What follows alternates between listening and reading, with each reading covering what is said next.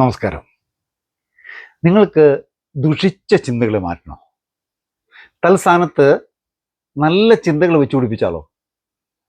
നമ്മൾ ഇടയ്ക്കിടെ ഉണ്ടാകുന്ന ഈ നിഷേധ ചിന്തകളെക്കുറിച്ച് രണ്ട് കാര്യങ്ങൾ പങ്കുവയ്ക്കാനാണ് ഞാൻ ഈ വീഡിയോ ചെയ്യുന്നത്. നെടുമ്പാറ ഇൻസ്പിറേഷൻ ത്രിലേക്ക് ഏവർക്കും സ്വാഗതം. സത്യം പറഞ്ഞാൽ ഈ നിഷേധ ചിന്താഗതികളെ കൊണ്ട് ഞാൻ തോറ്റു. കുറച്ച് സമയം മുമ്പ് ഒരു മോശം ചിന്താഗതി എന്നെ പിടികൂടിയത്. പരദൂഷണം കേട്ടതാണ് കുഴപ്പമുണ്ടായത്.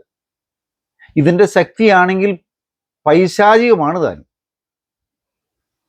ആദ്യം കേൾക്കാനൊക്കെ ത്രില്ലൊക്കെ ഉണ്ടായിരുന്നു കേട്ടോ. തുടർന്ന് ആ നശിച്ച ചിന്ത എൻ്റെ ഉള്ളിൽ കയറി കുത്തിത്തിരിപ്പുണ്ടാക്കി അതിനെ വലിച്ചെറിയാൻ തോന്നിയ എൻ്റെ എളിയ അനുഭവമാണ് ഈ ചിന്തകളെക്കുറിച്ച് പഠിക്കുവാനും നല്ല ചിന്തകൾ എങ്ങനെ ഉണ്ടാക്കാം എന്ന് ചിന്തിക്കുവാനും എനിക്ക് പ്രചോദനമായത്. 5 മിനിറ്റ് കൊണ്ട് ഞാൻ ഈ കാര്യം പറഞ്ഞു തീർക്കും. ഒരു കാര്യം ചോദിച്ചോട്ടെ, ചിന്തകളെ നമുക്ക് ഇല്ലാതാക്കാൻ പറ്റുമോ? ഒരിക്കലുമില്ല. അത് നടക്കുന്ന കാര്യമേ ഇല്ല. ചിന്തകൾ നമ്മെ കാട് കയറ്റും, ശരിയല്ലേ? അധികവും ദുഷിച്ച ചിന്തകളായിരിക്കും നമ്മുടെ മനസ്സിലേക്ക് വരുന്നത്. ഇതിനെ കടിഞ്ഞാണിട്ട് നിയന്ത്രിക്കാൻ കഴിഞ്ഞാൽ പിന്നെ നമുക്ക് ഇഷ്ടമുള്ളിടത്ത് ചിന്തകളെ കൊണ്ടുപോകാനാകും. ഞാൻ പലപ്പോഴും അങ്ങനെയൊക്കെയാണ് ചെയ്യുന്നത് കേട്ടോ. അതിന് കഴിഞ്ഞില്ലെങ്കിൽ പിന്നെ ചിന്തകൾ നമ്മെ കാട് കയറ്റും. ഈ ദുഷിച്ച ചിന്തകളൊക്കെ എങ്ങനെയാണ് ഉണ്ടായത്?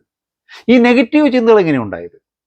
ചെറുപ്പത്തിൽ തന്നെ യാദൃച്ഛികമായി നമ്മുടെ മനസ്സിലേക്ക് കടന്നുകൂടിയ ചില നശീകരണ വികാരങ്ങളും സാഹചര്യങ്ങളുമാണ് മനുഷ്യനെ നെഗറ്റീവ് ചിന്താഗതിയിലേക്ക് നയിക്കുന്നത്. ഇത് മനഃശാസ്ത്ര നിഗമനം കേട്ടോ.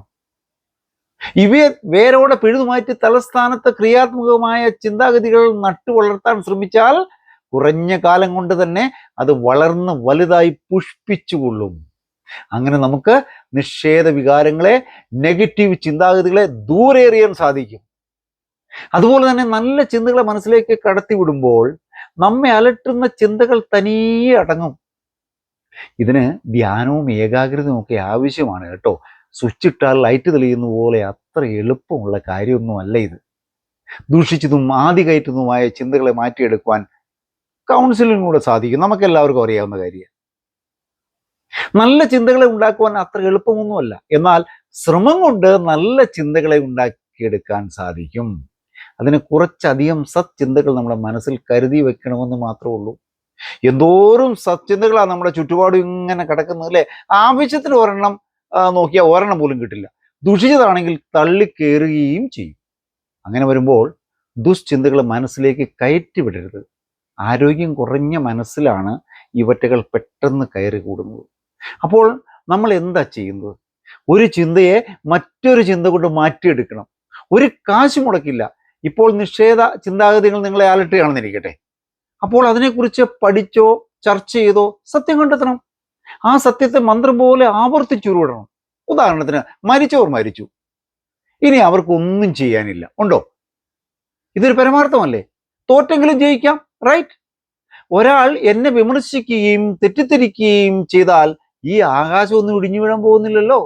ഇത്തരത്തിലുള്ള ചിന്തകൾ 100 വട്ടം മനസ്സിലൂടെ ആവർത്തിച്ചാൽ നമ്മെ അലട്ടുന്ന ചിന്തകളുടെ ശക്തി ക്ഷയിച്ചു തുടങ്ങും.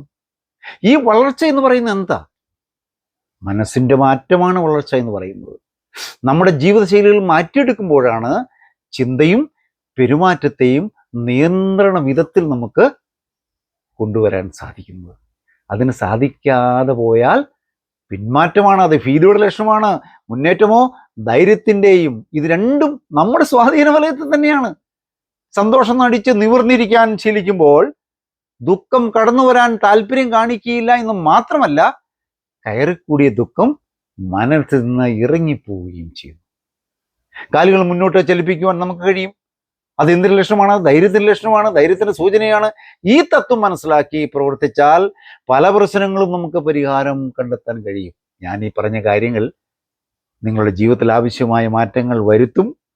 നിങ്ങൾ പ്രവർത്തിക്കുന്ന മേഖലയിൽ ഉയർന്നു വരട്ടെ എന്ന് പ്രത്യാശിക്കുകയാണ്. ഈ ചാനൽ ഇഷ്ടപ്പെട്ടാൽ ലൈക്കും ഷെയറും സബ്സ്ക്രൈബും ചെയ്യാൻ മറക്കരുതേ എന്ന് അഭ്യർത്ഥിച്ചുകൊണ്ട് നിർത്തുന്നു. നന്ദി, നമസ്കാരം.